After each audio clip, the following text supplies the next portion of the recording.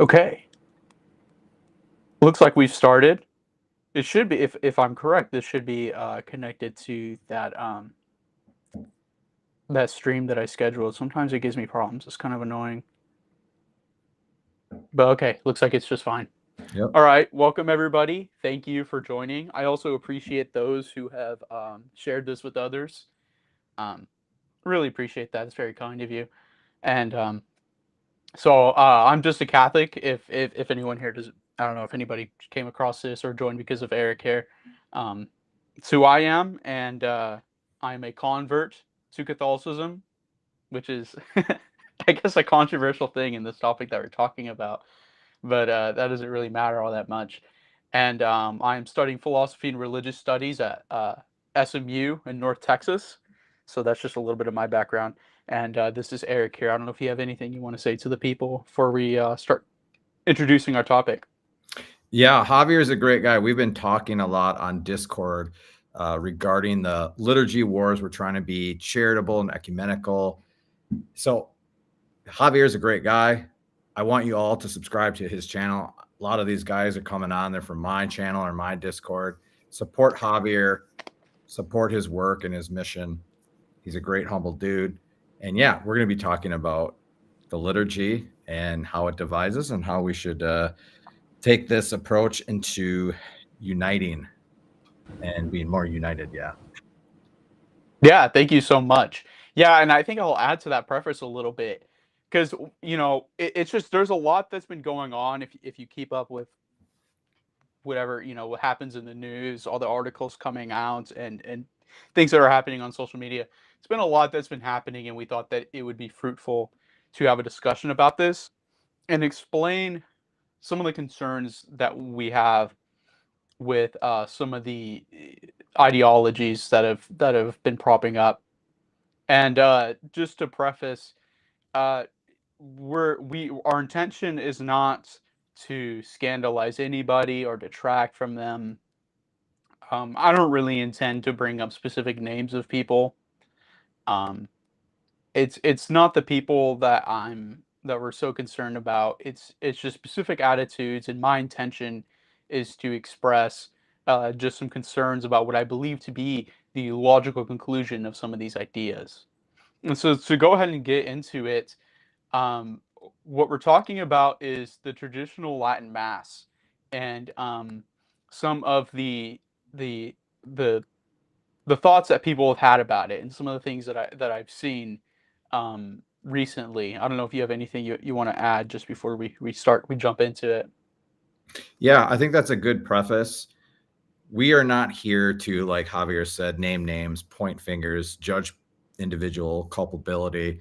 We're just wanting to look at this holistically, evaluate it, assess it, and see what we can do where we can come together and to love each other more despite our liturgical preferences, stuff like that. So this is done out of love. Okay, this isn't done out of some sort of vengeance or we have resentment or bitterness. It's nothing like that. We appreciate everyone who has a healthy attachment to a specific liturgy, but we do want to address this and see what we can do better to avoid more divisiveness with these liturgy wars, quote unquote.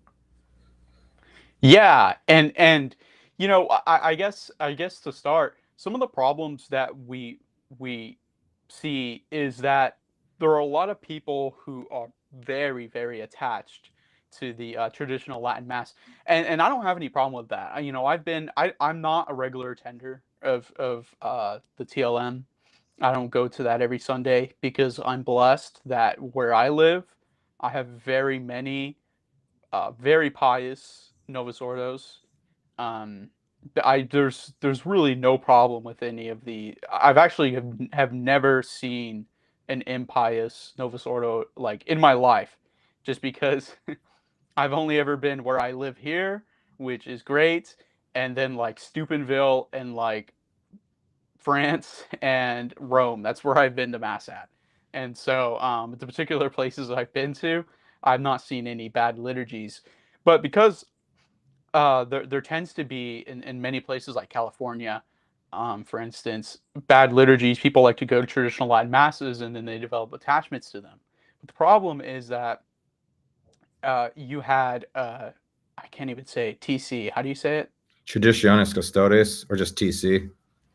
Yes, yes. We'll be calling it TC from now on, but it is the it is the decree that Pope Francis did that basically put some restrictions onto the Latin Mass, and in the years since then, many people have voiced their opinions about how the liturgy shouldn't be restricted, how they don't like that there's any restrictions on the Latin Mass, and they've even gone so far as to terribly dislike Pope Francis because of that. And there were even some people, I'm sure, that when the sorry, I'm blanking. I don't know why I'm blanking. The conclave was happening. They they really were just hoping for somebody that would reverse what Pope Francis did, and just were reflecting on the things that they didn't like that Pope Francis did. And I think that it's fine to like the Latin Mass and to not want it to be restricted. I don't know if if you disagree, but I don't think that the Latin Mass, in an ideal world, I don't think it should be restricted. I Mm-hmm. wouldn't like for it to be restricted, you know. But the problem is that because of the all of the opinions that have been spread online about the Latin Mass and its superiority, that I think was a part of the motivation as to why this it was restricted. And my big concern here is the is that some of these ideas that I've seen people express when trying to defend the Latin Mass could really lead them to down a path of schism, of going away from the church. I don't know if you have anything to add to that. I absolutely have something to add to that. So recently online, or well, X, that is, there have been pictures and posts of Mel Gibson visiting Eastern Orthodox monasteries. So there are pictures of him standing with Eastern Orthodox monks. And again, that's great. We cannot unjustly speculate what's going on. We don't have the context. Maybe he's just like a tourist or just investigating. Who knows what's going on? But if you know Mel Gibson's past, right? He grew up in a Sedevacantist family. So his parents were Sedevacantists, but he wasn't necessarily Sedevacantist. I believe he was more SSPX.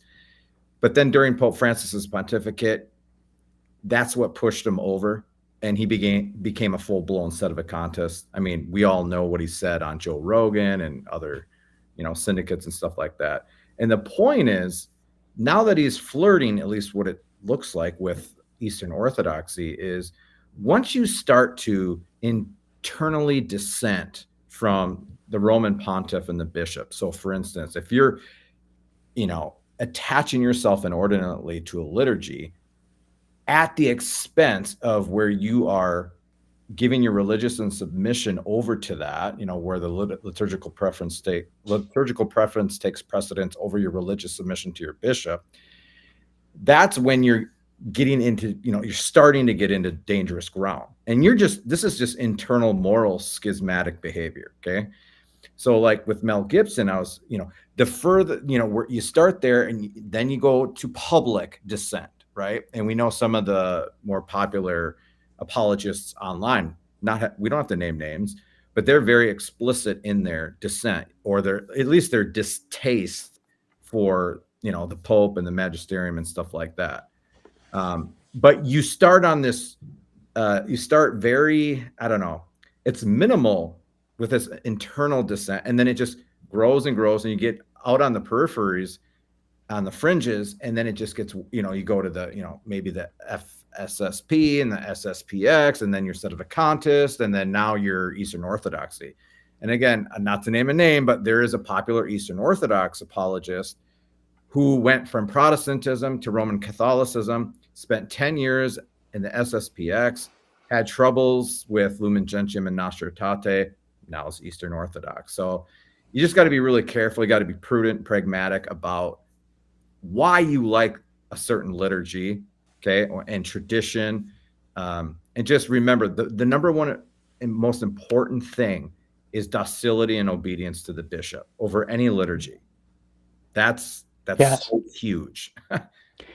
Yeah, and I think that that's the origin of some of the problems that we get into, because there is a certain time when you can express perhaps some sort of dissatisfaction with what the bishops are doing, and that could be justified. However, you still have to submit to them. You still have to be obedient to them because it's still God's will that they should lead you. And whatever it is that the bishop is doing, even if it's God's permissive will, it is God's will that that should happen. And the problem is that when you take valid criticisms like, oh, I don't think there should be as many restrictions on the traditional Latin Mass, and it starts going into, well, I don't think you should be doing this. You were wrong to do this. And then I don't think you have the authority to do this. That's the problem. Because I've seen so many comments, and I've talked to people, and what happens is they'll say that they don't think it should be restricted. But then I'm like, okay, but you would agree, though, that the bishop had the authority to do that, even if you didn't like that they made that decision. Right. And the answer that I'll get is no, the bishop didn't have the authority to do that. Yep. And when you're denying that the bishop had that authority, what happens is now you are no longer wanting to submit to the bishop. Whether whatever you are explicitly like, oh, I don't submit to the bishop anymore, you are trying to undermine his authority. Yeah, and great point, Javier. I really appreciated that. I think that hits the nail on the head. I just wanted to read this quickly from it's Sacrosanctum Concilium. It's a dogmatic constitution on liturgical reform from Vatican II. Paragraph 41, it says, quote, therefore, all should hold in great esteem the liturgical life of the diocese centered around the bishop, especially in his cathedral church, end quote. That's paragraph 41. So really, the liturgy is not a right. We don't have this entitlement, you know what I mean, as laymen. I demand the TLM, or I demand the Novus Order, or the Ambrosian rite, all the other rights that we have in the West or the East, for that matter. We don't have a right to that. So if our bishop wants to restrict that, again, I don't want him to, like Javier was saying, I don't want a restriction on the TLM. I like the TLM. I go to the TLM. It's not about that. What it's about is proper disposition to docility to the bishop. Okay. So yeah, it's a heavy cross to bear. I empathize with that. If my favorite liturgy got restricted, that would be a very heavy cross. So but yeah, oh yeah, it's been tough. It's really been tough because what I've seen online and in real life is this sense of, again, don't take this the wrong way, anyone, but it's the spirit of Protestantism. It's not Protestantism, but the spirit of it. Basically, what it goes back to is protesting the authority of the Roman pontiff and the bishops in union with him. Again, I'm not saying Protestants. I'm not even saying Protestantism. I'm saying the spirit of Protestantism, right? No, absolutely. I agree with that because, like I've talked a lot in the past with like Redeemed Zoomer, for instance, who is probably one of the bigger faces of Protestantism right now on the internet. Mm-hmm. And it's like, when you look at what the disagreements are, and just all the Protestants that I've listened to and that I've talked to and in my studies, what it seems to be was a fundamental denial of certain authorities that the bishops had, and that particularly the Pope has. Because when you start denying, you start saying, oh, they don't have the authority to do this. Or even what's worse, and what I think is what that leads to, is I have the authority to do this. Like, for instance, in Protestantism, you had like Martin Luther thinking that he had the authority to ordain other priests, you know, or the authority to undo his vows of celibacy that he had. because he ended up getting married and things of that nature. And so what happens there is once you start undermining the authority of the bishop and you start attributing authorities to yourself, that is a fundamentally Protestant attitude, which is going to lead you ultimately to some kind of schism. And how this relates to attitudes with the traditional Latin Mass, some people will say, well, I'm far from that. Well, that's not what we're doing. We're not saying that. But it's like when you say you don't think that the bishop had the authority to do restrictions on the Latin Mass, that you had a right to it, you are undermining their authority. And then when you start saying, well, I don't care what the bishop says, we're going to do underground Latin Mass or something like that. Or, you know, or like your bishop is trying to restrict it. So it's like, okay, let me just go to a different diocese and you know, like drive to a different diocese or whatever. I don't know if you're trying to do something like that to go to a Latin Mass, or you're going to um, other communions, like you go to like SSPX or something like that, and it's like they don't really care. They're doing their own thing. What happens, and I'm not saying that's necessarily what SSPX does. I'm not sure how they do it, but when you start trying to do that, you're circumventing the authority of the bishop. And like for instance, that's what happened with the King of England when his annulment wasn't during the time of the Reformation. I forget which king it was. King Henry The VIII. annulment. I'm sorry, King Henry VIII. King Henry VIII. Yeah, his annulment wasn't approved, and so he said, "Well, I don't care. I'm going to do my own thing. I'll be the leader of my area and I'll do what I want to do." You see, it's the dissension which, while it may be innocent at first, like, oh, I just like my liturgy, but when you start going down that path of dissension, it is ultimately, unless you find some way to temper yourself, to step back for a moment and say, maybe I shouldn't be doing this, that is going to lead you to schism. That's ultimately what's going to happen there. And I think maybe we could go into a little bit why the bishop does have the authority to restrict the Latin Mass, even if perhaps they shouldn't. But yeah, you know, I think that the comparison to Protestantism is apt, even if it is somewhat concerning. You know. Absolutely. What? So let me ask you, when did you convert, or how long have you been Catholic? Yeah, I've been Catholic. It's like three. I've been Catholic for 3 years now. That's when I was confirmed. Um, yeah. And then So how not much? too long. Okay, how much of experience have you had? Now you mentioned the Novus Ordo liturgies that you've been to, and you haven't been scandalized, have been pious and devout and stuff like that. But have you gone to the TLM? Have you experienced any, not even in the TLM itself, but people that are maybe inordinately attached to it? Have you felt any like judgmental, sneering, pharisaical tendencies? And again, I'm not trying to encapsulate everybody in that. I'm just saying there are people out there like that. Have you had any experience? Yes, I would say I have.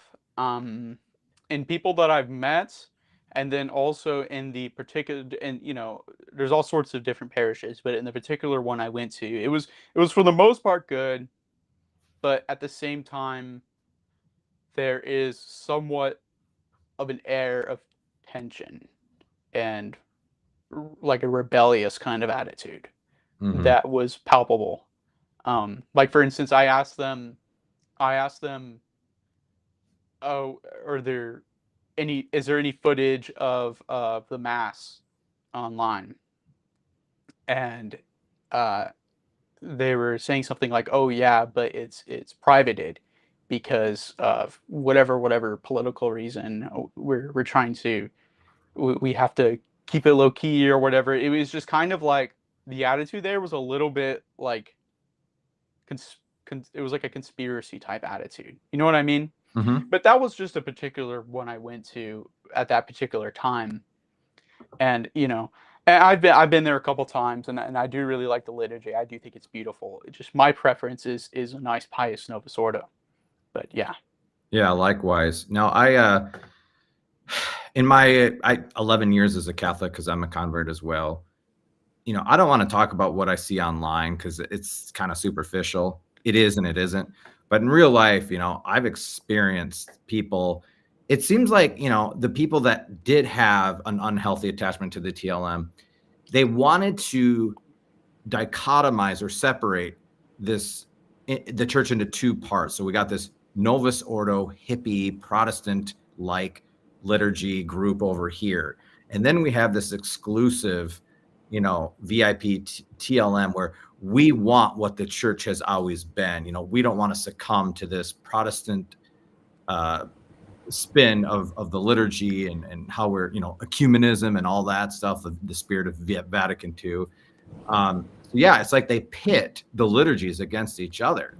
Again, not everyone. I'm not saying everyone. Maybe it's probably a minority, because you and I, Javier, know a lot of people on Kyle's Discord, and we all know that they love the TLM and they have a healthy love for it. You know what I mean? So it's not like it's Yeah. everybody, but yeah, and I'd have people coming up to me, oh, do you go to the TLM? And I'd be like, well, I don't know Latin, so I mean, I'd just be sitting there as an observer. And then they would try to like sell me on it.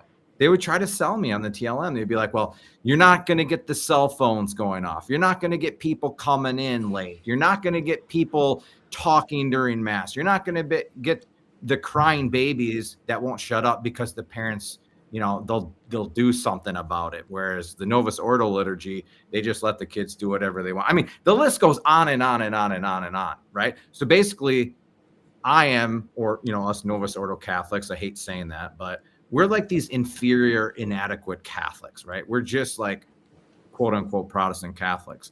The irony of it, though, again, not to point fingers, the irony of it is I would say that these specific people, whoever they are, they have a sense of the spirit of Protestantism and rebellion by not giving their assent and religious submission to the bishops when they have liturgical reform, when they do restrict the liturgy. You know what I mean?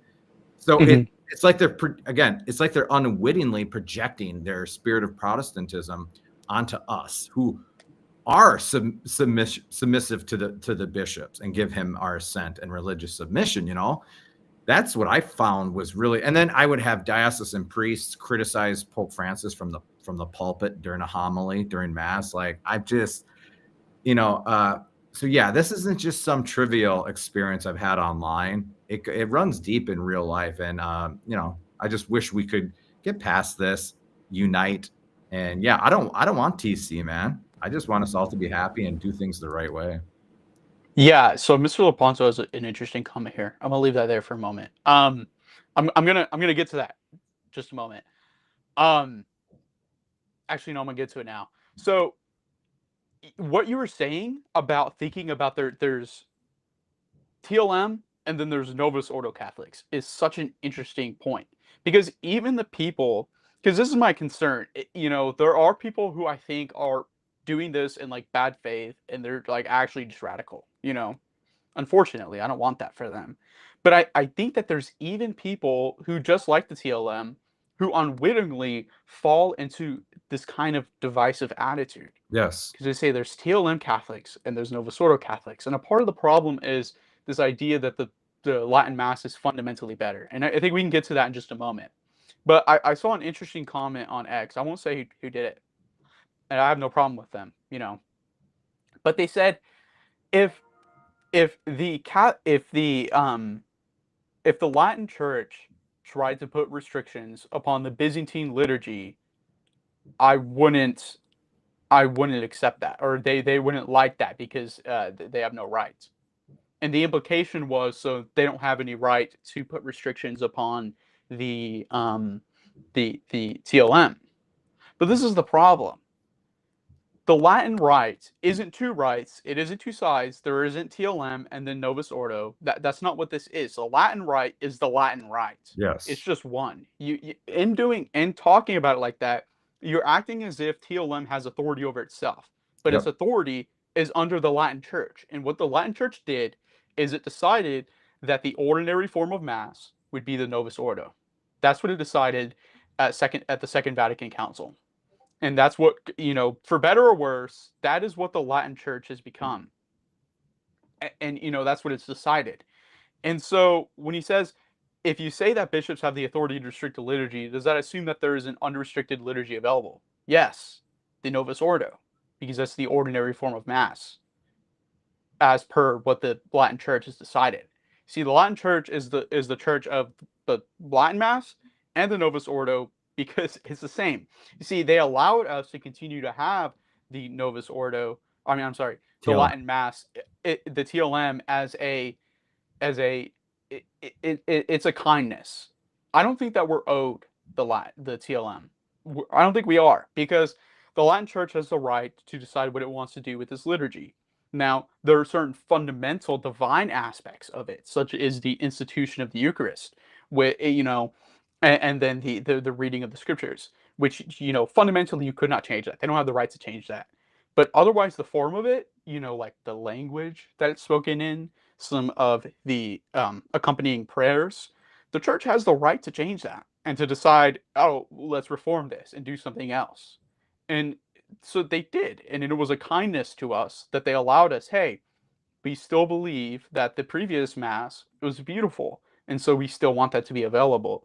It's just now the ordinary form is something new. That's so well said. I couldn't have said that better. If you get a clip and make that a short, that's it right there. I think people don't even realize that. Like, what is the ordinary form? But yeah, the privilege of having the Latin Mass. So St. John Paul II, Ecclesia Dei, right? In his indults, if you read them, they're not restrictions, they're guidelines, to how to celebrate the TLM, in light of Archbishop Lefebvre and all that stuff. And and then we go up to Pope Benedict XVI. I forget the Latin name of it, his motu proprio or whatever. And then he kind of lifted it a little bit, you know what I'm saying? And then Pope Francis in Traditionis Custodes restricted it like more than ever because of what we're talking about. But I really think, like you said, Javier, it's privilege. You don't have an ecclesiastical RIGHT to the traditional Latin Mass RITE. It's a privilege. You don't have a right to it, and it's the bishop's prerogative. It's the bishop's prudency to allow it or to restrict it. You know what I mean? But I wanted to read this. This pertains back to, was it Lepanto's comment about the Yeah. So again, in Sacrosanctum Concilium, this is in paragraph 21. It kind of relates to what you were saying on, what can change, what can't, like the substance and the liturgical norms that can be reformed and all that stuff. So it says, quote, "For the liturgy is made up of immutable elements divinely instituted, and of elements subject to change." Now, I'm not a theologian, but when I look at that, I'm thinking like, okay, what is immutable elements divinely instituted? Well, I don't know. How about the sacrifice of the Mass, the consecration? You know what I mean? Like, bro, you can't change that. Yeah. And then it goes on to say, these not only may, but ought to be changed with the passage of time if they have suffered from the intrusion of anything out of harmony with the inner nature of the liturgy or have become unsuited to it, end quote. So, I don't know if people, have read this. I think it would be good if everybody read the dogmatic constitution of Sacrosanctum Concilium, just to understand, why we have liturgical reform, why it's allowed. I mean, we've had liturgical reform going back to the time of, the apostles, Oh yeah. Yeah.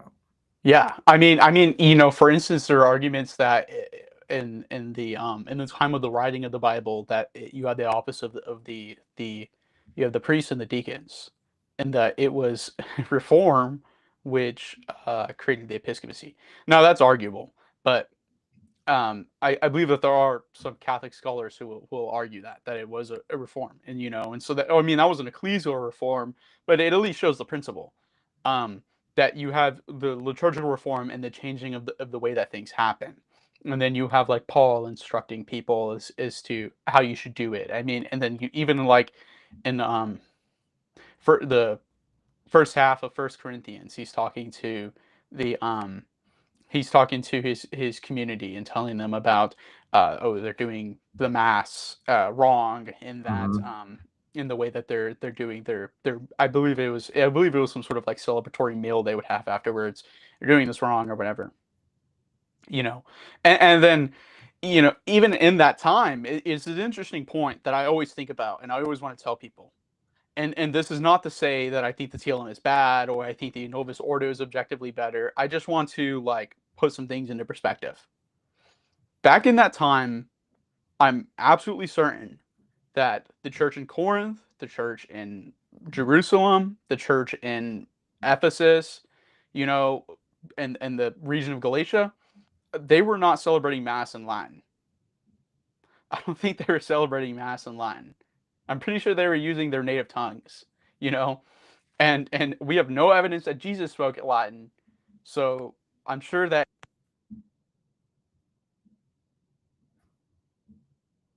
Your audio, I can't hear you.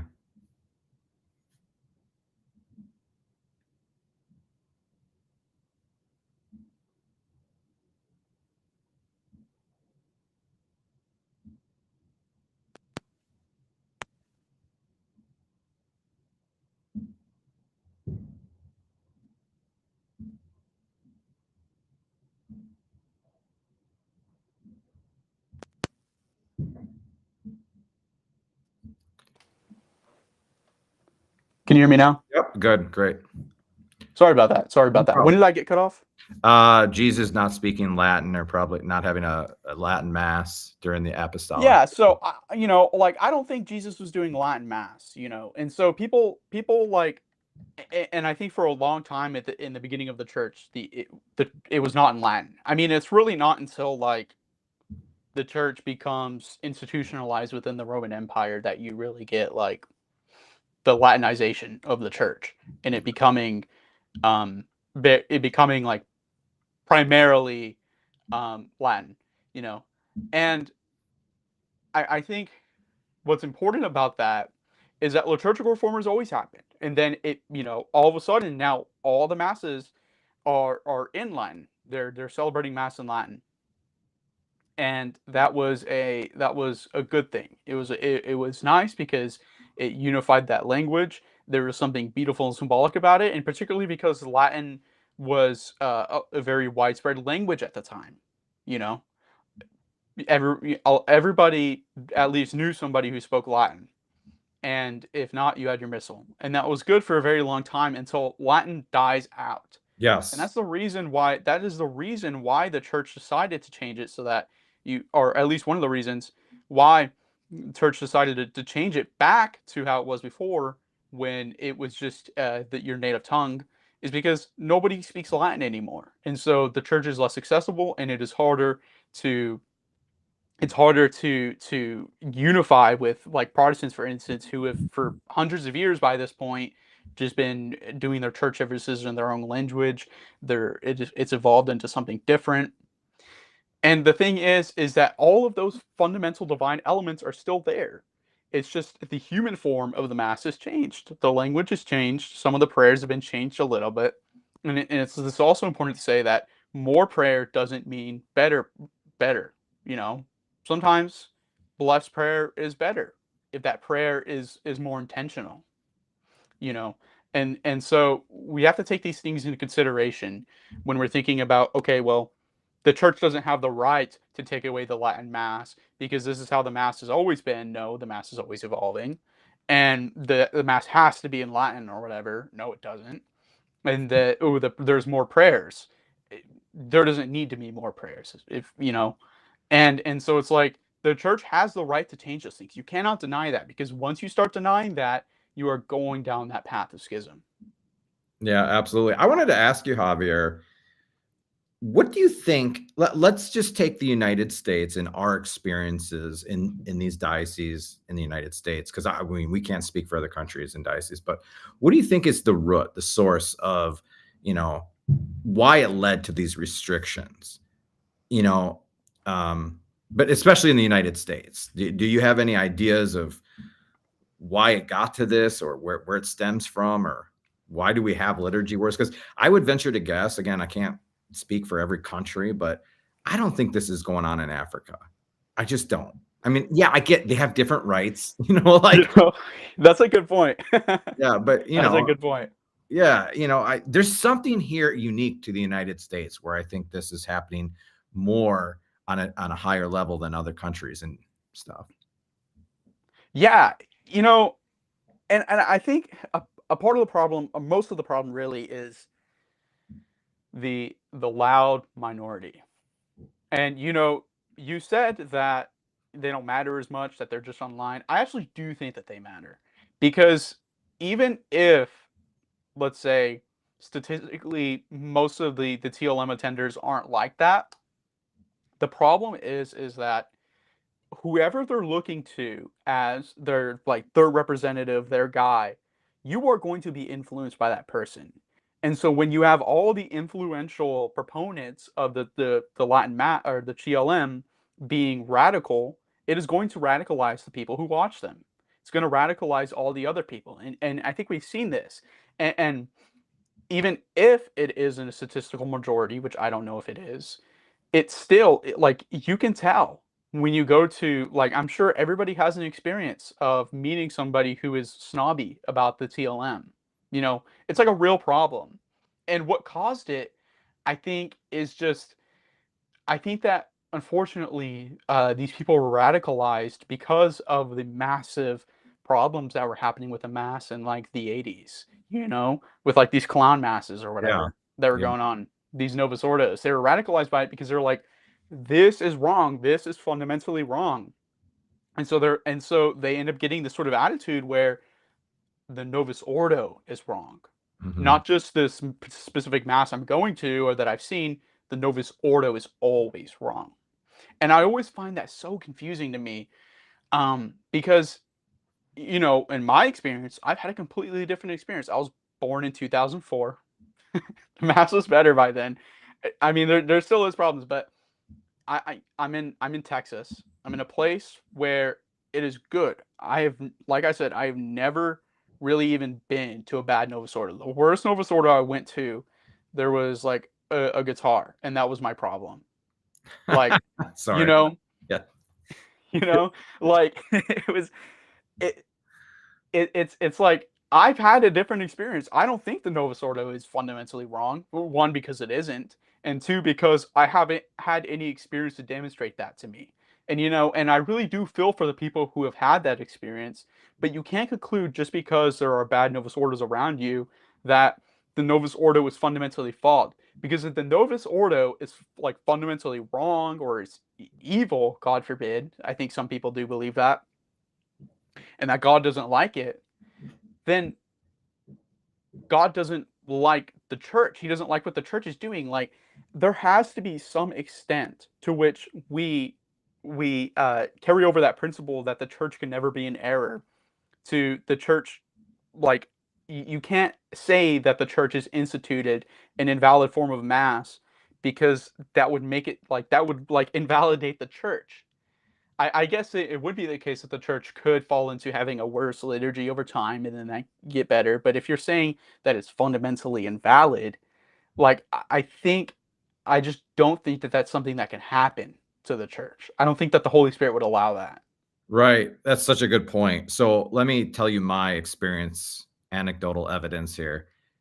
I've been to a lot of Novus Ordo liturgies in many different states. I've been in, likewise in Rome, Dominican Republic, Canada, Mexico. Think that's it. And maybe like 25 states. There was one, maybe two, but one that I can distinctly remember that, whoa, we got a problem here. You know what I'm saying? They were clapping around the consecration. I'm just like, no, I'm like, no, can't do it. Can't do that. Don't do it. Yeah. Why do that? And so maybe I've just been blessed and fortunate not to have experienced these so-called abuses that I hear of. Now, my wife, she's from California.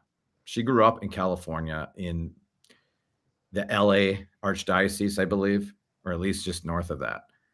And it's a different story for her. There have been crazy stuff that she's experienced during the liturgy, and it scandalized her. And I'm sympathetic Yeah. towards that. I'm really sympathetic towards that. And so she doesn't knock the Novus Ordo. She doesn't. But she prefers the TLM for specific reasons. And I'm okay with that too. And she's my wife. You know what I'm saying? But I think what people do is they have one bad experience or two or whatever, you know, and it's just like they're just done. They're just so scandalized that it's as if there's not another parish that would have a pious Novus Ordo. You know what I mean? Yes. So here's my thing. So like Harrison Butker, sorry I dropped his name. He's the kicker for the Kansas City Chiefs. He said basically everyone, if there's not a TLM offered in, you know, your diocese or in your radius, pick up your stuff and move to a diocese that offers the TLM. And I'm just like, okay, you know what?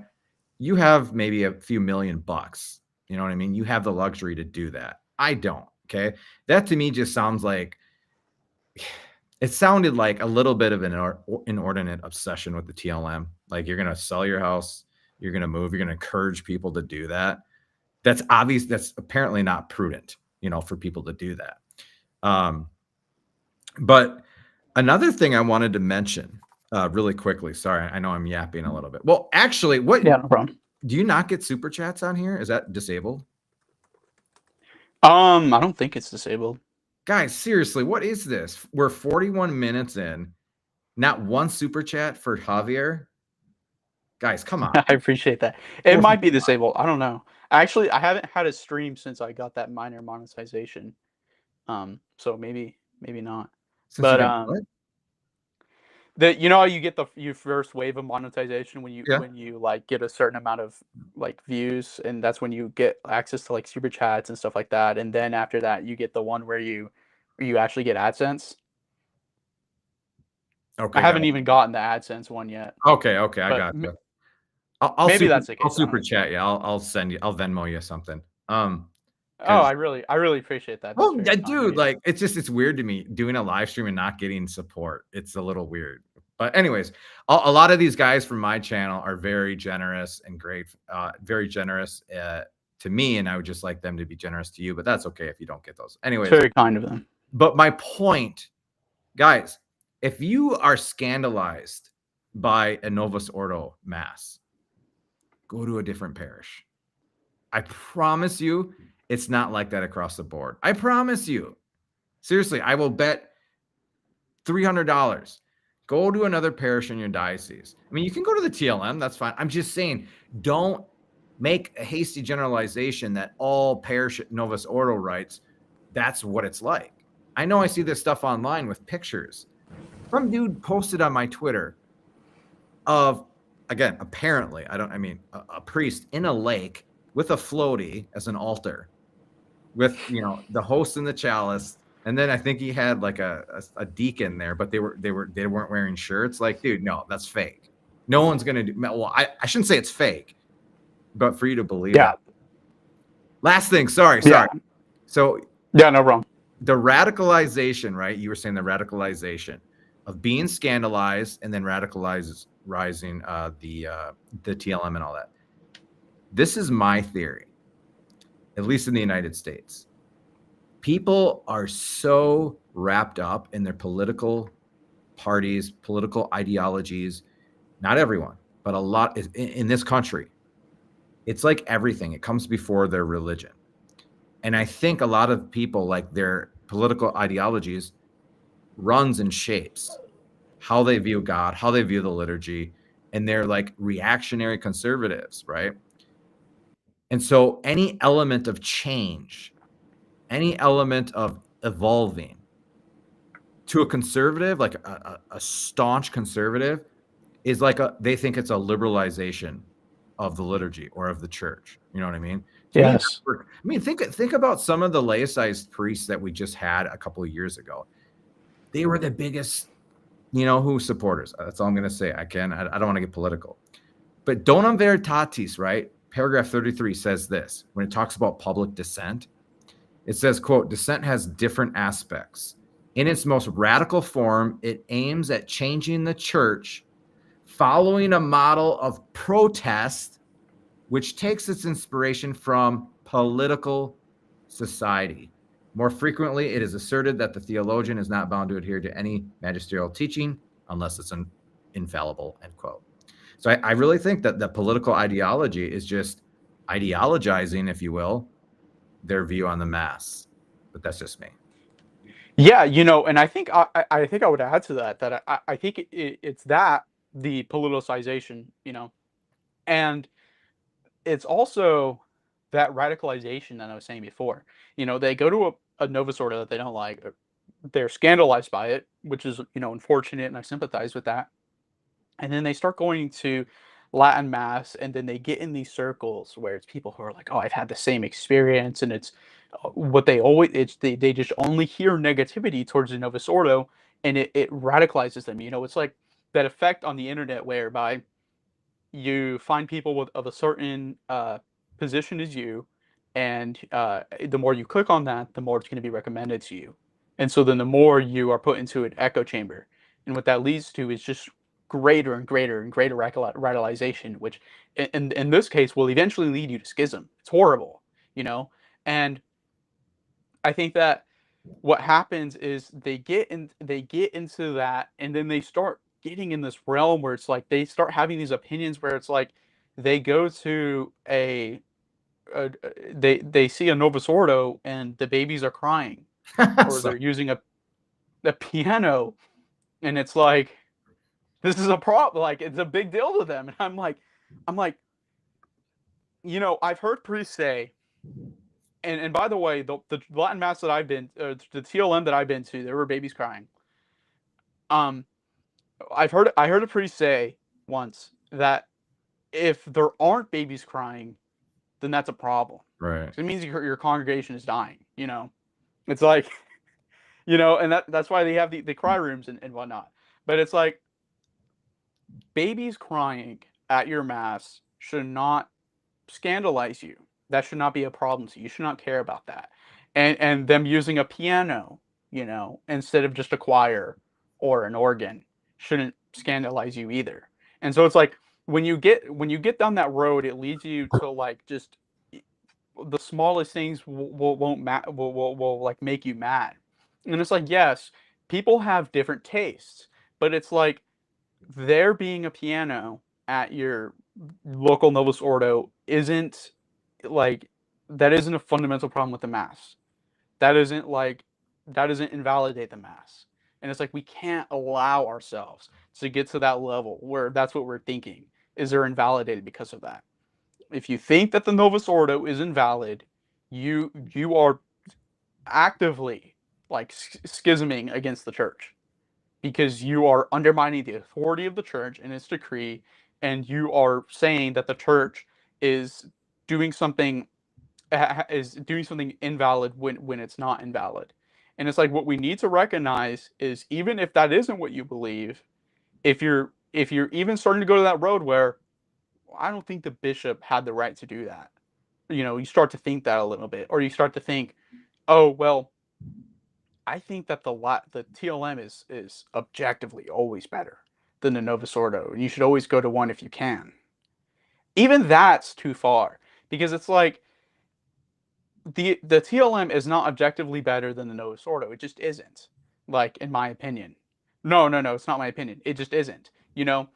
And and it's like yes, you may on average have more pious TLMs, but it's like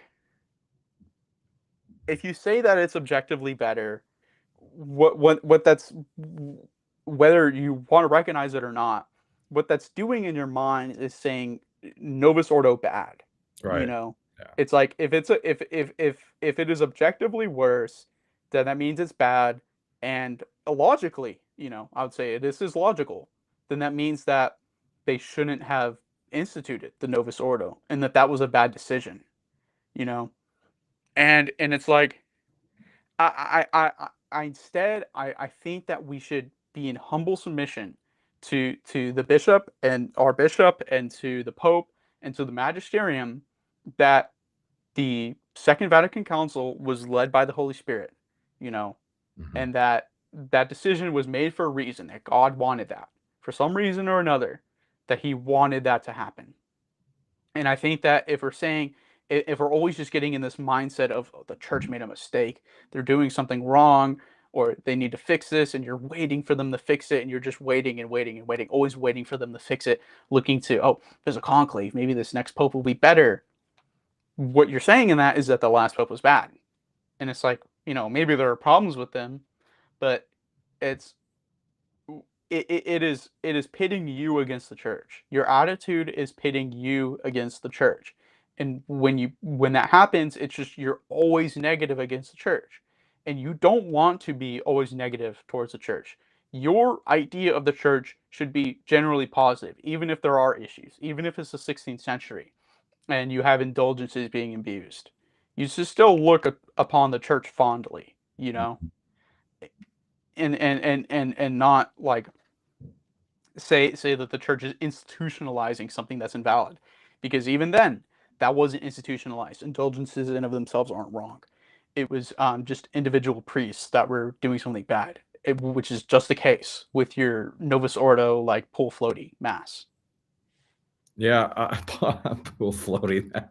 Oh man, that would be hard to see. I'm not gonna lie. Anyways, no, you brought up the piano, the guitar, the music, and whatever goes along with that people don't like or care to see and or hear, right, at mass. I'm sympathetic. Hey, if I could have Gregorian chant or a cantor or a choir at every Novus Ordo liturgy, oh, you know what I'm saying? But here's the thing, right? You're at mass. Something happens at mass that causes you some sort of suffering, pain, loss, annoyance, frustration. Well, I'm sorry. Instead of complaining about the cross, which is a venial sin, instead of complaining about it, transfigure it and offer it up. Like if whatever on eagle's wings, right? Let's say that's the recessional. Offer it up. Like, well, you're gonna get pissed off because of on eagle's wings, and so the Novus Ordo is invalid. Like, I mean, it's ridiculous. You know what I mean? You're taking it way too far. Like, chill out, take a Xanax. Okay, don't do that, and just and offer up whatever it is. Like, I have 3 little girls, dude. It's a mess. It's just a mess, and so I don't really get to participate and listen and take in the mass like I used to. It's a cross that I like to offer up. I'm not going to sit there and just, complain about it. Or, I get out of mass and I just, oh gosh, just crying babies, guitars, pianos. I can't take it. Oh, I'm going to sell my house and move to the nearest TLM diocese. Ah, it's ridiculous. Yeah, yeah. Your mindset should not be like escape. Your mindset should be endure. Yeah. And that's the difference between Catholics and Protestants: Mhm. escape versus endure. And it's like this is one of the emphases that happened with the Novus Ordo is the participation of the laity. The priest says, "My sacrifice and yours." And the spirit of that is and just the spirit of Vatican II in general is like the priest is celebrating the mass. He is consecrating the Eucharist, and he is offering the sacrifice of Christ. And in that moment, your job and what your role as a lady is to offer up your sacrifices, to offer up yourself as a sacrifice, to bear that cross, to be on the cross, and to offer yourself up to God, as a priest is offering Jesus, and as Jesus offered himself. You know, and it's like if you have something fundamentally wrong, if something is fundamentally wrong in your mind with doing that, with offering yourself up in that way, with that enduring spirit of God, then it's like you have a problem.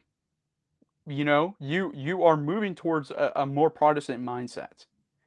And not to say that we shouldn't try to fix things, that if there's a bad mass and they have like tambourines, you know, that we shouldn't try to have that change, but it's like your first thought shouldn't be, your first thought shouldn't be I need to move, Yeah. and again, there's a little bit of wiggle room in this because it's like okay, we would also say okay, maybe just go to a different liturgy or go to a different parish, but fundamentally your mindset shouldn't be I need to escape like the church. That shouldn't be the ideal or the first thing that you go to. You should still operate within the bounds of the church. You should still operate within that bounds of obedience, because once you start trying to get out of that, once you start trying to say the church is wrong. I hope that it'll change. And you're just always um, looking to that in a way which is you're trying to escape the authority or you want them to go away. It's just there's a certain there's a certain I mean because like I said it's not black and white. It's really gray here. But it's like first and foremost, you should offer up your sufferings to God and pray for the church and still and be in submission and just try to operate within that. I don't know if you have anything to add to that because it's kind of complicated, that attitude that you should, what the ideal attitude should be there.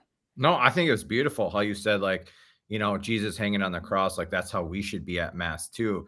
Venerable Fulton Sheen said, during consecration, when the priest says, "This is my body given up for you," in a sense, you should be saying the same thing to him. This is my body given up for you, like in sacrifice, like not literally on a cross, but you know what I mean? Like everything that we've suffered and experienced pain and for or whatever during the last week, you bring that to the altar and unite it with that consecrated host and you lift it up, right? And so when the priest says those words, say it right back to Christ. This is my body given up for you. And likewise, this is the chalice of my blood poured out for you. Because I don't know about you, man. I'm married with 3 kids, and I'm pouring out blood every day. I mean, not literally, Yeah. not really, but I want to bring that blood to the mass, and unite it. Yeah.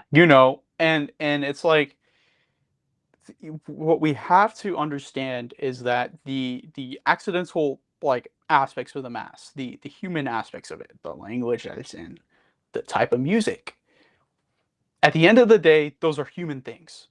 At the end of the day, they're good, they're important to consider, they're important to try to get right, but the fundamental importance of the mass and the reason why it exists at all is that sacrifice of Christ.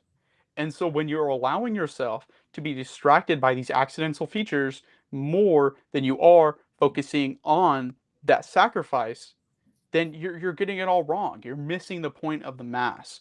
You're missing what's most important about it, and you fundamentally have something wrong with the way that you're considering what the mass is and what's important about it. You have to focus on that sacrifice, and it's like even if I, I live in an area, it's the most horrible masses. Even if my mass was in a pool, right? As long as they're doing the right form, as long as it is a Catholic mass, I would rather go to that than any Orthodox service or any Protestant service because my obligation is to go to Catholic mass, you know, and it's like fundamentally that sacrifice is still going to be the same, and that's what matters. Rather than that matters more than the human and accidental features of the mass. Yeah, there are Catholics in Africa, rural parts of Africa, I'd say Russia and Alaska, that they don't get mass. I mean, maybe they get it once a year. They get communion once a year. But like in Europe, South America, United States, like obviously that's different. So I mean, that sense of entitlement, you know what I mean? Like, gosh, just be thankful that you have the holy sacrifice of the mass. I mean, you said you were a convert. I spent 20 years without the sacrifice of the mass and the Eucharist and Holy Communion. You know what I mean? And again, I know, a traditionalist might say, well, okay, boo-hoo, so what? I love tradition and Gregorian chant, smells and bells, incense, all that stuff. But I don't know. I'm thankful that I have the mass, Yeah.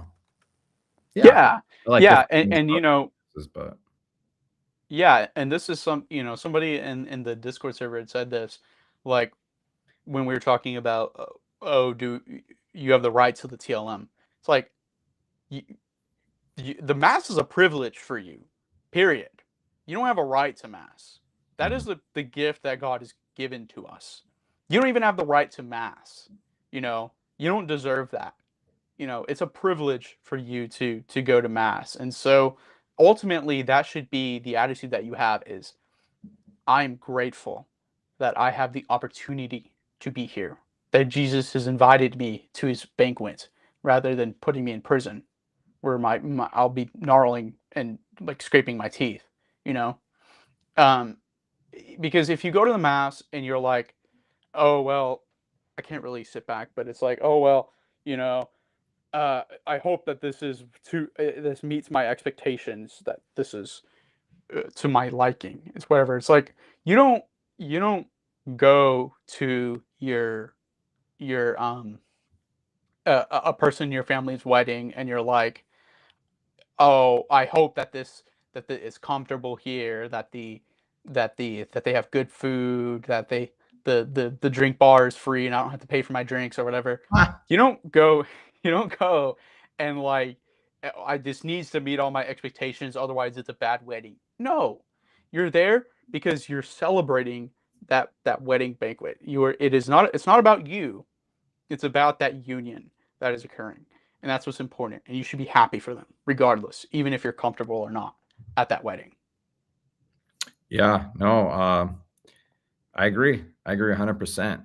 I think, sorry, I was just caught off guard with Ignatius of Antioch's comment there. Yeah. He's one of my boys. It's just a little distracting there, but yeah, we've talked about the TLM and Traditionis Custodes on my channel, members only and stuff like that. And a lot of my subscribers or whatever, they love the TLM, and that's fine. That's good. That's good. So it gets interesting when we discuss what we like, what we prefer, and all the toxicity online that goes with it and stuff. But yeah. Yeah. I know we were wanting to wrap up at around an hour. But just to close up, we really mean no hate by this. I hope that we don't scandalize anybody. I mean, the sinner in me wants to just fight people and get mad and rage bait, but it's like that's not that's not what we should be doing. You know, we're doing this out of love because we don't want anybody to be in schism. We don't want anybody to leave the church. We want everybody to be together, to be at the banquet, and for the banquet to be beautiful. And so that's what we hope and we pray for. And even all the people who disagree with us still love you, still appreciate you, and still hope for the best for you. And to everybody that was here, thank you very much for joining. I really appreciate that support. Amen, brother. And guys, support Javier, subscribe to his channel. Oh man, you can't get super chats. It's so unfortunate, but we'll figure something out. Yeah, I'll fix that for the future. Yeah, man. All right. Well, if you don't have anything else to I mean, say, if you I wanted think to take a couple questions, but it's totally up to you. I'm good either way. I mean, we Oh can. yeah. Oh yeah. True. Yeah, you're so right. We have a chat here. Does anybody have any questions? Does anybody want to bring up anything we should talk about that has to do with this subject? Theology matters. He says, I still think this debate is somewhat irrelevant given Mass is 1 hour of a 7-day week. The sanctification of the sacraments and growing in a saintly life should be the prime concern. I say as Novus Ordo main. Yeah, I mean, in a sense, having this debate and the division and the liturgy wars, yeah, it's unfortunate. We should just it's the devil, right? The devil. It's weeds are being sown, obviously. But I mean, I go to mass every day, so it's not 1 hour of a 7-day week, and there's community and fellowship that goes along with all this. It's not just like one, we're a family, but I get what you're saying for sure. And like, yeah, I mean, living a saintly life is what it is. That's the most important thing. But without the mass, you're never going to be a saint. So that's important.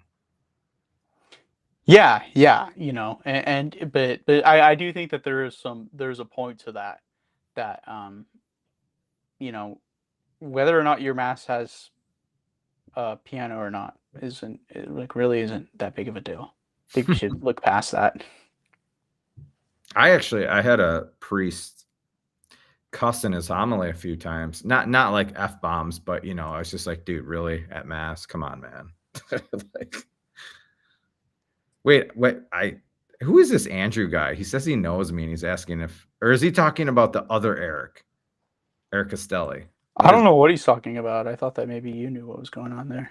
I definitely was never a Sede, that's for sure. What are you talking about, bro? Kosmowski? Andrew?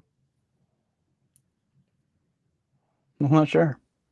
I will comment briefly on the, because I did see, I have seen, like, I've looked at your post, and Uh-oh. there are people that are saying things like, oh, he's a convert, and it's like, who cares? He's a Catholic. Like, whether or not you're a convert or you're a cradle Catholic should not matter, like, at all. Like, I just don't see the relevancy there. I mean, especially this man, because it's like, you've done so many sacrifices in your life to build this channel, and it's like, if anybody knows what it's like doing a YouTube channel, that's at least like some part-time work that you're doing right there. It's like, that's a lot of grinding, and especially for the first, like, sometimes couple of years that you're doing it, it's like you get nothing from it, but you're trying to serve God, you know, and it's like, he is building an apostolate and trying to serve God. I don't think it should matter whether or not he's a convert, but that's, that is what it is.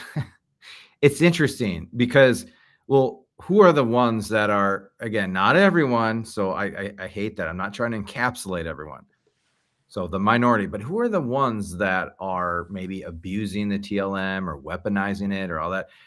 A lot of them are cradle Catholics, not all of them, but a lot of them. And so when there's this convert that comes along and maybe, ruffles some feathers or throws something out that makes them feel uncomfortable, well, how do we clap back? How do we, squash this? Oh, he's a convert. He doesn't know anything. I know everything. It's just a huge tu quoque. Like, oh, so you're not attached inordinately to the TLM, right? That's what you're saying. But I'm a convert. So what does that have to do with anything? You know what I mean? It's just like their only go-to. Just he's a convert. Don't listen. Yeah, and I think that's really revealing, because whenever you're having to bring up red herrings, and fallacious, like, appeals to the appeal to the man or whatever, in order to substantiate your argument, that means that whatever opinion you're expressing does not have good grounds. I think we should really think about that, because Right. if you're bringing up red herrings, that means that you don't have any good that means you don't have a good argument to make. Otherwise, you wouldn't be saying random stuff that doesn't really matter. Right. Echoes of Tradition is my guy. What's cracking, Echoes? I won't say your real name on here, but yeah, hopefully we get you some views and clicks and subscribers on your channel. Echoes, Baylor Tarshall. all you guys subscribe to Javier's channel. Thank you. Yeah. Yeah, but again, that problem of people who say that stuff, that's a deep minority. So For sure. Yeah. I mean, my wife prefers the TLM. That's my other half. That's, flesh of my flesh, bone of my bones. I'm sure she scoffs at you because you're a convert. Dude, no, seriously though, for real, we've gotten into it a few times over this stuff. So Yeah, gotta be careful. and that's, yeah, and it's fine to have disagreements. It's like, I'm not gonna hate on somebody because they have a disagreement with me within the bounds of what is acceptable. I think at the end of the day, my thing is just like, don't start going down a path that you're in a schism from the church. And I'm just trying to point that out. It's like, some of this stuff, it's like, I feel like that's what it leads to. So, just think about that. Right. Yeah. I mean, there have been times where I had to sleep on the couch because of the disagreement we got into. But it's all good. Dang. I have a comfy couch, man. I can pray on it and fall asleep. It's all good. See, that's I have that problem. I like to be really comfortable when I pray, because it's like I'm too young for this, but I have like a bad back, and I just like to be comfortable, and then I fall asleep. Yeah, man. I fall asleep while I'm praying. Do you like to pray in the hot tub or what? No, I'll just sit down and get comfortable. So actually at my university, I'm still going there. I like to hang out at the Catholic Center, and when I'm there, I'll go pray in that chapel. I'll even fall asleep in the chapel. It's crazy. So you're in the chapel, you're praying, you fall asleep like sitting down on a chair or pew or whatever. Yes. And then like how long do you sleep for? I mean, till you wake up or till someone says, "Hey, get out of here." Nobody's ever said, "Hey, get out of here." I usually Right. it'll be like 10, 15 minutes maybe. And then I'll wake up and be like, "Oh, I fell asleep. Let me finish my like rosary or whatever, and then go to bed." You know, there's nothing wrong with that unless you're intentionally going into the chapel like, "Hey, I'm going to go take a nap in the chapel." Like no one goes in there like, you know, wanting to do that. So if it happens inadvertently, you're like sleeping St. Joseph, maybe an angel will just Yeah, yeah, yeah, for sure. Yeah, no, I wouldn't ever go to the chapel just to take a nap though. That's wild. Yeah, don't bring your pillow to Eucharistic adoration, guys. That's a huge common L. So you said you're born in 2004, so that makes did you just turn 21? I did just turn 21. Nice, man. And it's the 4th of July. We should all be having a cigar and a whiskey on the rocks right now. Yeah, I thought about getting a drink um before I started this, but I settled with the water. I do intend to have a cigar tomorrow, and whatever. I don't know where we're gonna go somewhere, watch fireworks, and I'll get whatever they have there. I'm just so are you married, single, discerning? I'm single. I am discerning right now. Nice. Yeah. Boy, I've been there, man. Oh, discernment's a trip. Ugh. Yeah, it's pretty rough. Pray for me, guys. It's Yeah, rough. everybody say Hail Mary. What do we have? 21 people in here. Guys, get all your family members and friends in here. We can get this up to 50. Oh man, I wish you had super chats. I'd give you a nice one. What is this? I I need to fix that. I can't sleep in the comfort of the presence of the Lord. Yeah. No, you can't. God doesn't want you to be slacking. Yeah, don't You got to drool. be alert. Don't drool on the pew in in the chapel sleeping. Oh man. Happy birthday I'm to trying to who? think. I've never. Oh, it's your youngest's birthday. Oh, happy birthday. How old? Oh, Yeah, that's fun. yeah, buddy. Eric is the goat. He's great. He is. Love No, that. he is the I love goat that of guy. goats, man. Who doesn't love Eric? And I'm talking about Costello. I'm not talking about myself. Self love. Yeah, Eric, we appreciate you, man. Have you You seen? know what you all? I'm sorry. What? No, go ahead. I was just gonna. I was thinking about this. Don't leave mass early. Have you seen people do that? Okay, so I'm so glad you brought that up. Yeah, don't do that. But here's another thing, right? Going to mass late, getting there late. Okay, obviously, if you can't help it, fine. There's nothing wrong. I mean, your tire bursts or goes flat or whatever. Your kid vomits all over, whatever. But you can't just think that it's okay or licit to just go to mass late because a priest said it was. Don't no. But yeah, like you said, yeah, never leave mass early. Judas definitely did that, and no bueno. Yeah. At the parish that I like to go to, they have a sign that says, Judas left mass early, and always, bro, always. There's people that like as soon as they receive the Eucharist, it's like it's time to go. They have a little exodus. It's like, dang, like don't do that. Yeah, Don't leave until the the priest has said the mass is ended. Go in peace. Even don't even leave it then. Let the priest get out of there. Let yeah, him I get mean, out of there. not only is it, worship, right? It's honor due to God alone, latria, and the mass really, it's not just, I think a lot of people think mass is centered around Holy Communion. It's actually not. It's actually centered around the sacrifice of the Mass. Holy Communion is a part of that. The liturgy of the Word is a part of that, and everything else, beginning to end, it's a part of that. But the Eucharistic sacrifice is everything. So, but I think people think, as soon as I get Holy Communion, because that's the apex, well, why would I need to stick around and get a blessing? I think it's one of the worst things you could do. I want to say boomers, that generation, because I don't see many Gen Z Zoomers doing that. I just don't. I don't think I've ever. Well, no, I have seen that. I have seen that. But I think that's probably going to be like your pretty what is the word, nominal Catholics. At least they're going to mass. You know what? Ideally, you stay at mass. Yeah, one of the most underappreciated, undervalued parts of the mass, in my opinion, I'm just saying my opinion, is the blessing at the end. It just is. I mean, to me, in a sense, to me, that's the part of the mass where I see Christ. Literally, but you know what I mean. Literally, like I see Christ blessing me. It's just so. Yeah, I couldn't not stay for that.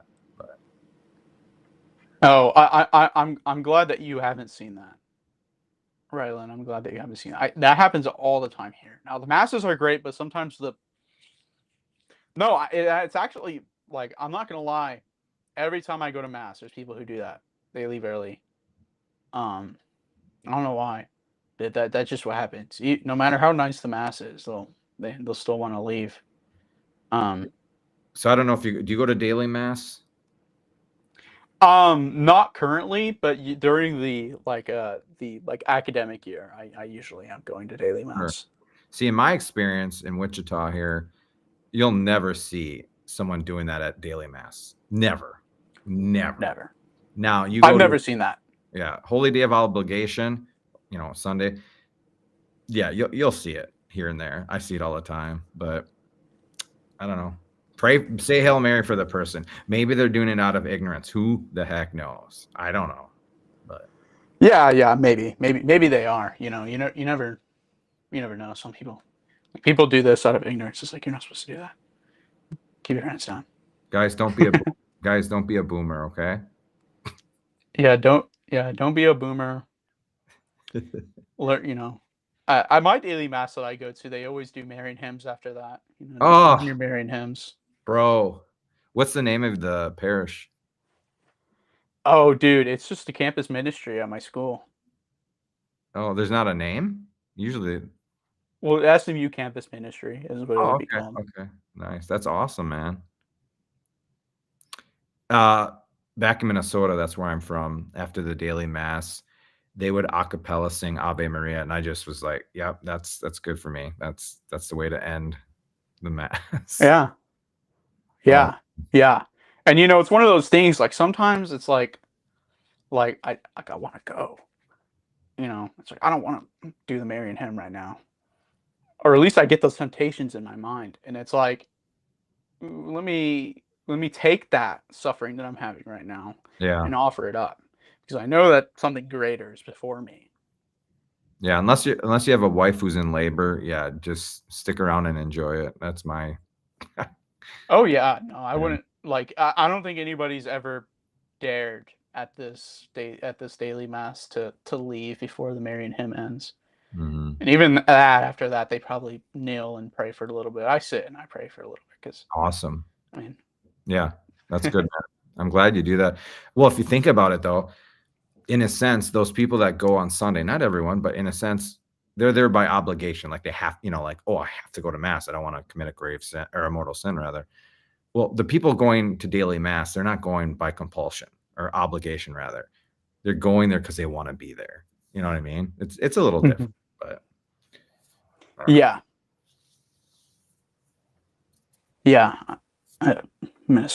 Minnesota. Yeah, you betcha, Jimmy Johns. That's Jimmy Johns. He is giving Eric Castelli a little run for his money. Jimmy John's is amazing. So are you on She, Sips J- with Sarah? I am. Yes, he's great. He's the one I believe. Yeah, you were the one that put my video in there. I really appreciated that. He's great. Wait, what? So like I didn't think to put that my stream is gonna happen in the Sips with Sarah server, but Oh, he did it. yes. Yes.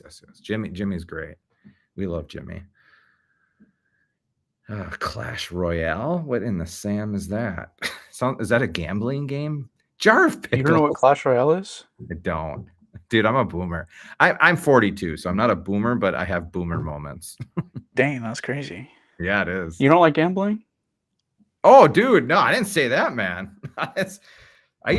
Well, here's the thing. I used to have kind of a problem. Not like you know what I mean? Like spending the Yeah, inheritance or the college fund I savings. know. I know what you mean. But yeah, it got out of hand, and so I just said, you know what, I'm done with gambling. But dude, oh man, I love to gamble, man, for real. You know what's interesting? I've been a gamer my whole life. I'm always, playing games. Right? I love playing games. If I'm engaging in some leisure, there's a good chance I'm playing some games. But I've never played a game longer than one time when I was at Choctaw and I was playing blackjack. I don't even want to admit how long I was there. It was wild. I'll go to a casino once every like couple months or whatever, but it's fun. It's fun when I go. I like playing Wait, blackjack. how much do you bet a hand? What are we talking? Like just like $20. A hand? Yeah. What the heck, man? You're in college and your YouTube channel isn't, raking it in? What is this? Are you taking out unsubsidized student loans going to the casino? No, dude. Wait, so how much do you put in a hand on blackjack? Oh God. Well, Or I'm would a you? little. Well, it depends. It depends, like who I'm with, if the table's hot, yada yada yada yada. But I mean, $5 to $10 a hand. Oh, dude, but so the thing is, like, I would like to just say I'm a baller, but at the casino I go to, the minimum bet for blackjack is $15. Oh, That's the well, yeah, minimum bet. yeah. Okay, well, yeah. And so what I'll do is I'll pull up and I'll have like $100 in my hand, and I'm like, give me my chips, and I'll do like, I'll get my $100 and I'll start doing my $15 bets, and I keep doing that until I get up, and then once I'm up, I put that other money away, and then I start doing like $20 hands, and I do free bet blackjack, and so the extra $5 is going to go on the free bet, so that I can get extra money potentially if I get a certain hand, and so I do that, and then I profit. There you go, man. That's awesome. So, funny story. I used to play a lot of poker, and with friends, we'd go in the poker room, and we were actually rather good. I'm just saying.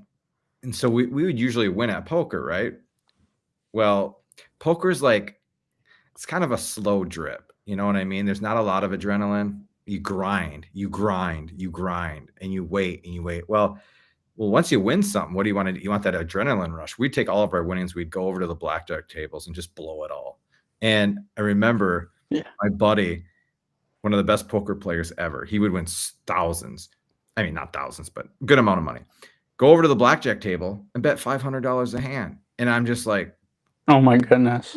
I'm talking, we were like your age, man, maybe a little older, maybe like 25. He's betting $500 a hand. Well, he gets an 11. What are you doing on 11, Javier? He's got a grand on the table, right? Yeah. I think maybe he split aces. No, I think he doubled down. So he's got a grand or 1,500, something whack on the table. I'm just like, dude, it's not my money, and I'm freaking out. Yeah. And yeah. I think he got he had an 11 or whatever, and he got like a 16, right? Not the best.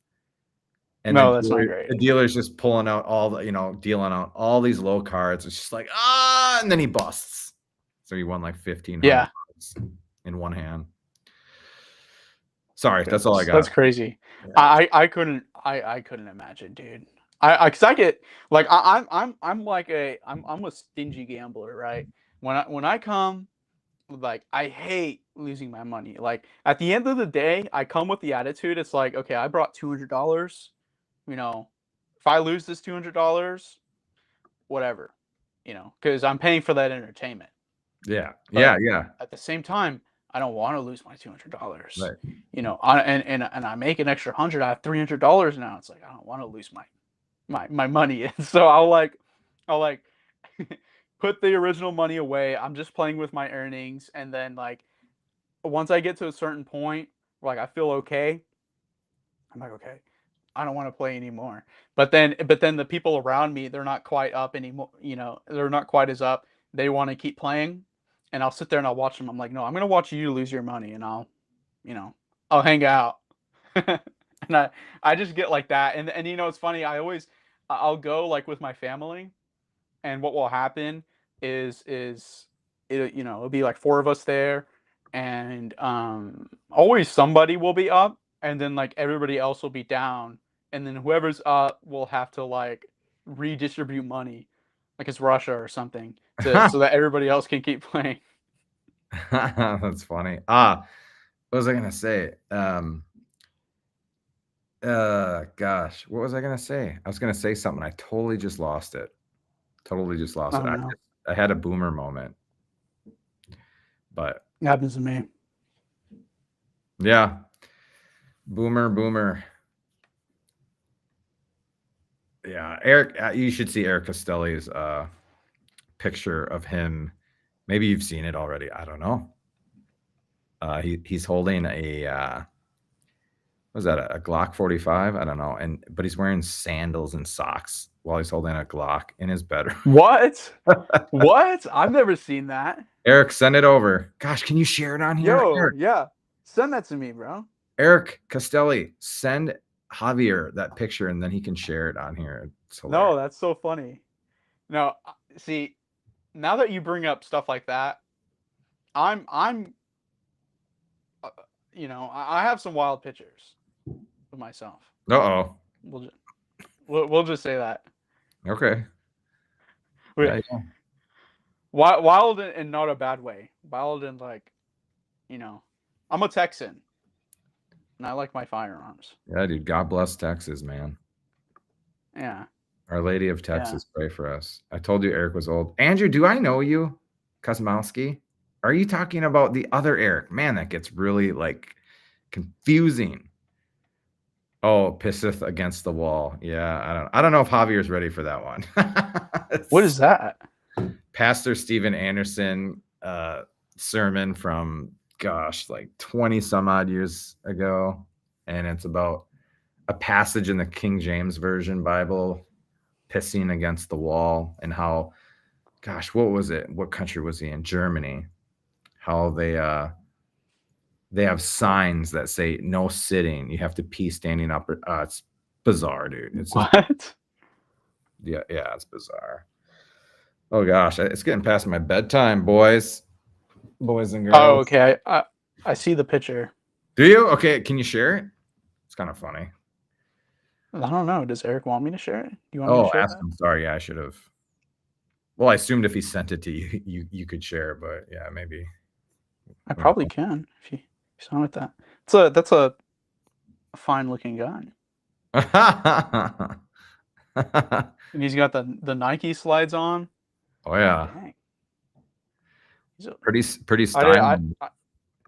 I didn't know you. I didn't know you were like that, bro. It's funny because Eric, I don't know how to say it. He looks innocent, meek, youthful, whatever, however you want to say. I don't know. Yeah. And then you put a Glock in his hand, and it's just, I love it. It's just,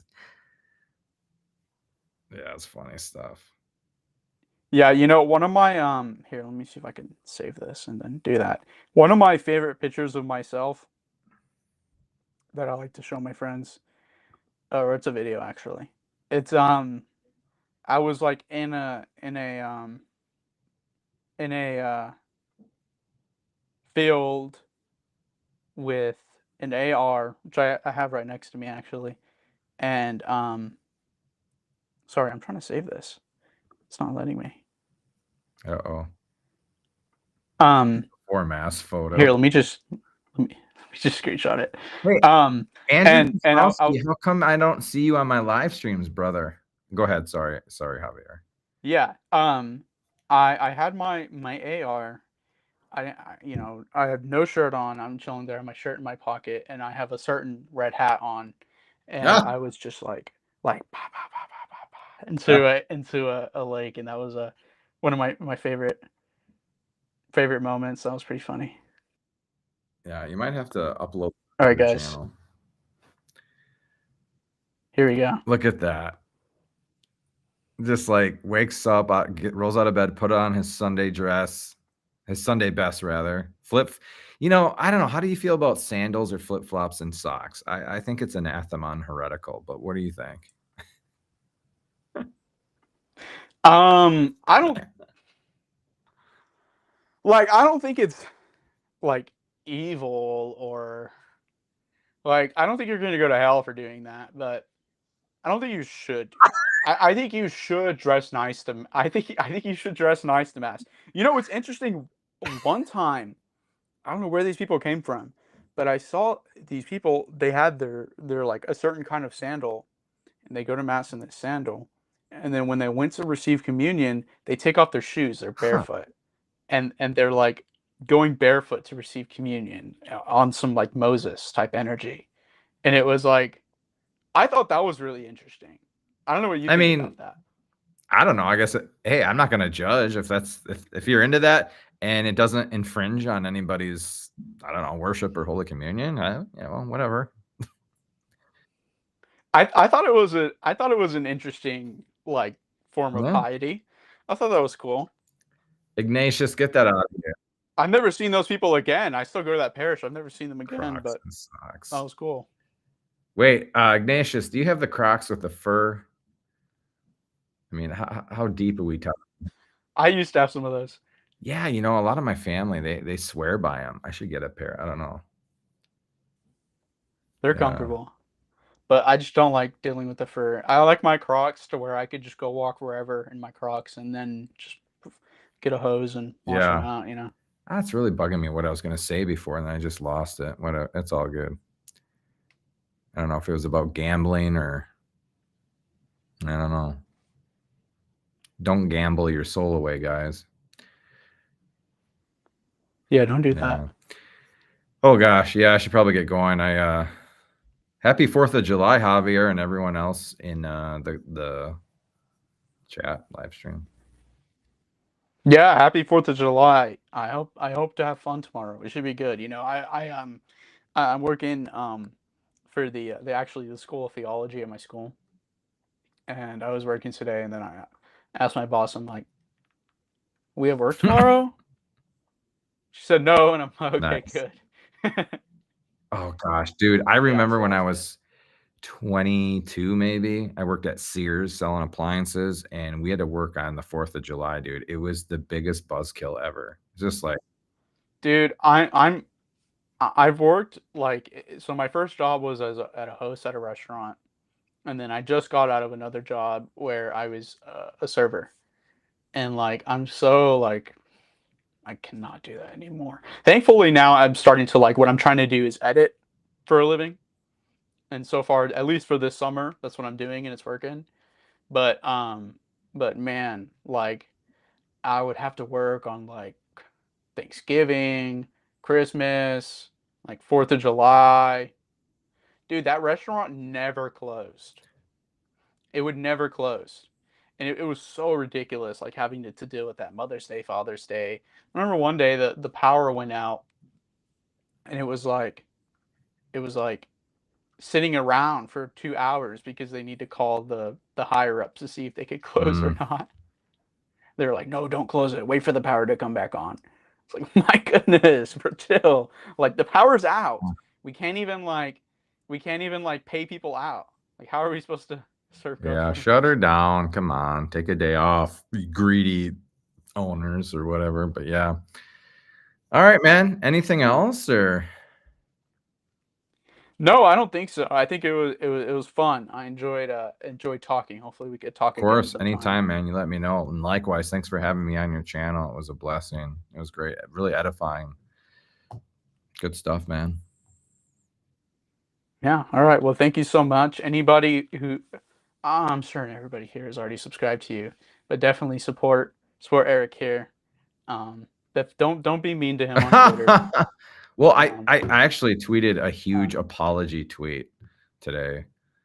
Um, yeah. yeah, yeah, I saw I that. you know, So yeah. he let him have his prodigal son moment. Let him be nice to him. Yeah. Take it easy on me. Yeah, take it easy. Take it easy. Leave him Yeah. alone.